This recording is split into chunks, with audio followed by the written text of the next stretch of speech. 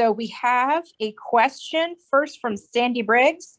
Are there regulations around PRO members and how they are identified and recruited? So the PRO membership has to do with whether or not you sell packaging in this state. And so there will be, again, sort of a definition of who is a producer and what type of packaging is covered. And then if you sell a de minimis, more than a de minimis volume of packaging in our state, you're going to be required to join the PRO. There is then a PRO board, and then so there can be some regulations around who's on the board of the PRO or how that board functions.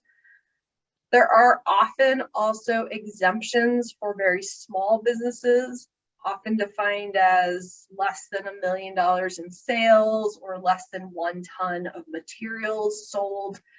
And then there's also exemptions for pharmaceuticals, for example, or any industry that is federally mandated to meet some sort of packaging requirements, if that makes sense. So we can talk a little bit more about that if that was confusing, but in general, if you sell any of this consumer packaging into the state, you are going to be part of the PRO, and it's in the best interest of the PRO to make sure that everyone is participating if they should be, so that no one has an unfair competitive advantage. So I think it's a good example of how industry can police itself so that everyone's paying their fair costs.